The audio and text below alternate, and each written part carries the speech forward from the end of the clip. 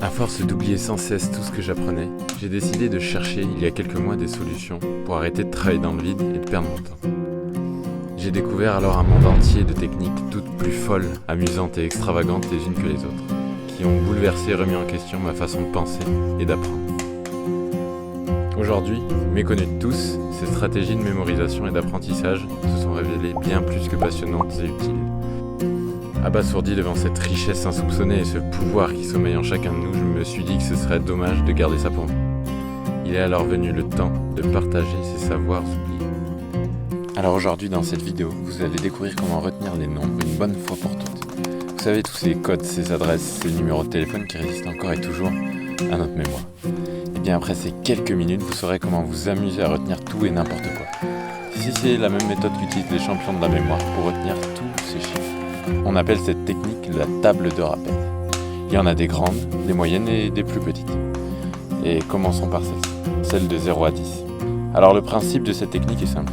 Il faut transformer les chiffres en images, bien plus concrètes et faciles à apprendre.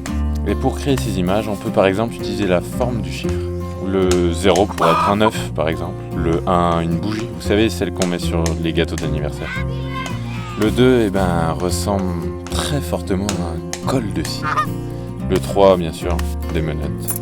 Le 4, un voilier. Bon celui-là il est un peu plus difficile à visualiser, mais avec un dessin ça devra le faire. Le 5, un serpent, tout simplement.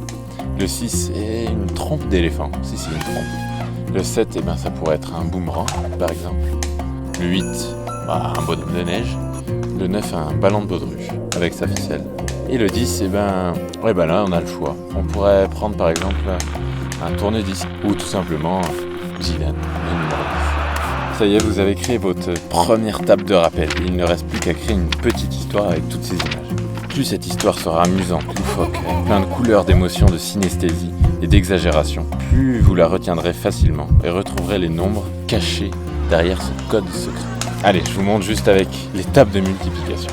Combien d'entre nous se sont déjà cassés les dents pour apprendre ces suites de chiffres qui n'ont pas vraiment de sens? Combien de temps avons-nous répété sans cesse, jour après jour, ce fameux 8 x 7, 56, alors qu'on aurait pu nous dire qu'un gigantesque bonhomme de neige coupe avec un boomerang, un serpent, pour partager le repas avec son pote Lélé. Et voilà, vous avez créé une petite histoire pour retenir que 8 x 7 égale 56.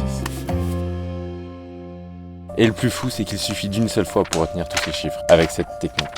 Fini les heures de répétition, de contrôle, de révision. Vous savez maintenant retenir les nombres en un clin d'œil. Et vous avez maintenant le pouvoir de remonter le temps. Pour vous, mais aussi pour les autres. Pour tous ces enfants qui ont dû répéter, minute après minute, heure après heure, jour après jour, pour espérer que ça rentre. Et si on avait dit à ces enfants que ce n'était pas la bonne méthode, que notre cerveau pouvait donner tellement plus, si seulement on prenait le temps de le comprendre. Si on leur avait dit que pour apprendre, il faut avant tout s'amuser. S'amuser à créer des histoires plus drôles, extravagantes et efficaces les unes que les autres. Aujourd'hui, vous avez le choix de faire, de penser, d'apprendre différemment, mais surtout de partager. Partager à tous ceux qui confondent encore 8 x 7 et 9 x 6. Alors, faites le bon choix.